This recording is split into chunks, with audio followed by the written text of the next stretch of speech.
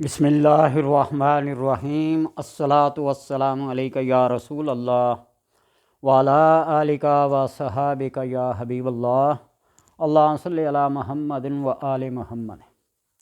اللہ تبارک و تعالیٰ سے دعا ہے کہ رب ذوالجلال نبی اکرم صلی اللہ علیہ وسلم کا عشق، محبت، عقیدت، مودت اور ان کا قرب نصیب کرے۔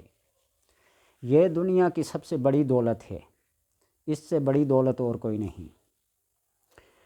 روایات، حکایات، واقعات شاہد ہیں، اور ایک واقعہ جو حد تواتر تک چلا جائے اس کے سچ ہونے میں کوئی شک و شبہ باقی نہیں رہتا، اور ایک دوسری بات جو کتابی شکل میں آ جائے اور کئی ہزار لوگوں کی نظر سے وہ بات گزری ہو تو وہ اگر جھوٹ بھی ہو نا تو سچ بن جاتا ہے۔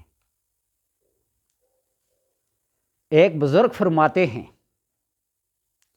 کہ میں حضرت ابو بکر بن مجاہد کے پاس تھا کہ حضرت شیخ شبلی رحمۃ اللہ تعالی تشریف لائے تو ابو بکر بن مجاہد اٹھ کر کھڑے ہو گئے، ان سے معانقہ کیا اور ان کی دونوں آنکھوں کے درمیان بوسہ دیا۔ میں نے عرض کیا، آپ شبلی کے ساتھ ایسا سلوک کیوں کرتے ہیں؟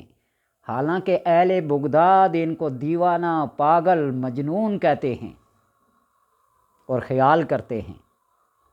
تو آپ نے فرمایا کہ میں نے ان کے ساتھ کوئی انوکھا، کوئی اجنبی، کوئی غیر معروف کام نہیں کیا، میں نے وہی کیا ہے جو میں نے آپ صلی اللہ علیہ وسلم کو ان کے ساتھ کرتے دیکھا ہے،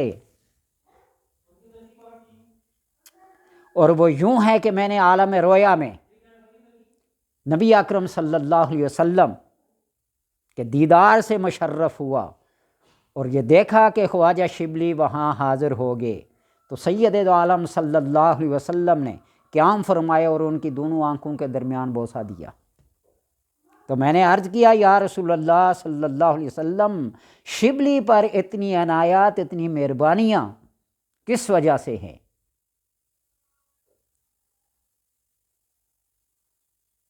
ان کی عنایت شہیدی سب پر۔ تجھ سے کیا ضد تھی اگر تو کسی قابل ہوتا، ان کے تو الطاف شہیدی سب پر، تجھ سے کیا ضد تھی اگر تو کسی قابل ہوتا۔ وہ قابل تھے، نبی اکرم صلی اللہ علیہ وسلم نے ان پہ عنایات کی تو کس وجہ سے کی؟ فرمایا کہ شبلی ہر نماز کے بعد پڑھتا ہے وہ سورہ توبہ کی 2 آیات جو ہر صاحب معرفت کے لیے، ہر سالک کے لیے، ہر مجذوب کے لیے، ہر شیخ کے لیے، ہر عالم کے لیے، ہر جاہل کے لیے نور راہ ہیں۔ لَقَدْ جَاءَكُمْ رَسُولٌ مِّنْ أَنفُسِكُمْ عزیز علیہ ما عنتم حریص علیکم بالمؤمنین رؤوف رحیم فَإِن تَوَلَّوْا فَقُلْ حَسْبِيَ اللَّهُ لَا إِلَٰهَ إِلَّا هُوَ عَلَيْهِ تَوَكَّلْتُ وَهُوَ رَبُّ الْعَرْشِ الْعَظِيمِ۔ یہ آیات پڑھتا ہے اور اس کے بعد 3 مرتبہ مجھ پر درود پڑھتا ہے۔ وہ کون سا درود ہے؟ صلی اللہ علیہ یا سیدنا یا محمد صلی اللہ علیہ وسلم، یہ درود پڑھتا ہے، صلی اللہ علیہ یا محمد نور من نور اللہ۔ اس درود کو میں نے کیا کہوں کتنا پڑھا، لیکن جتنا فائدہ اور جتنا سرور اس درود نے مجھے دیا ہے نا، اللہ ہی بہتر جانتا ہے۔ اور پھر خواجہ شبلی رحمۃ اللہ تعالی علیہ تشریف لائے تو میں نے ان سے پوچھا تو انہوں نے ایسا ہی ذکر کیا۔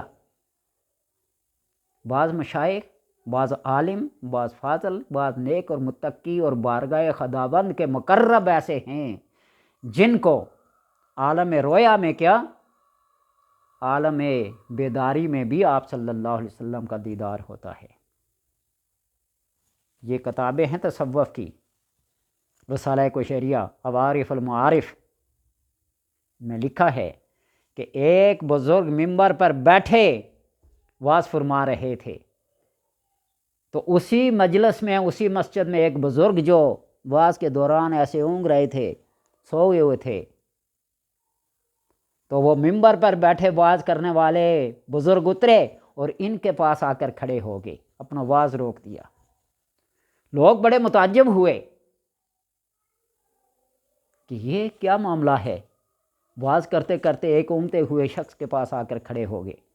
جب وہ بیدار ہوئے پھر ممبر پہ گئے، لوگوں نے وجہ پوچھی، فرمایا کہ میں نے دیکھا ہے کہ آپ صلی اللہ علیہ وسلم ان کے خواب میں تشریف لائے، سوئے ہوئے تھے، مجھ سے گوارا نہ ہوا کہ آپ صلی اللہ علیہ وسلم مسجد میں کھڑے، محفل میں کھڑے ہوں اور میں ممبر پہ بیٹھا واز کر رہا ہوں، میری غیرت نے گوارا نہ کیا، تب میں آ کے ان کے پاس کھڑا ہو گیا۔ یہ وہ درود پاک کی فضیلتیں اور برکات، انوار و تجلیات ہیں، عنایات ہیں جو بزرگان دین نے اپنے اوپر وارد ہوتے ہوئے دیکھا ہے اور پایا ہے۔ تو اس لیے ہر شخص یہ مرتبہ حاصل کر سکتا ہے، اس لیے کہ درود پاک ایک ایسی عبادت ہے جو کبھی رد نہیں جاتی۔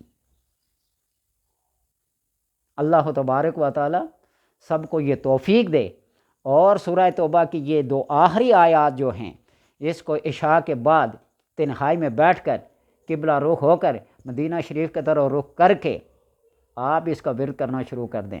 اللہ تبارک و تعالیٰ کے کرم کی وجہ سے بے سر و سامانی کے عالم میں بھی آپ حرمین شریفین کی زیارت کر جائیں گے، آزما کے دیکھ لیں۔ اللہ تبارک و تعالیٰ سب کو توفیق عطا فرمائے۔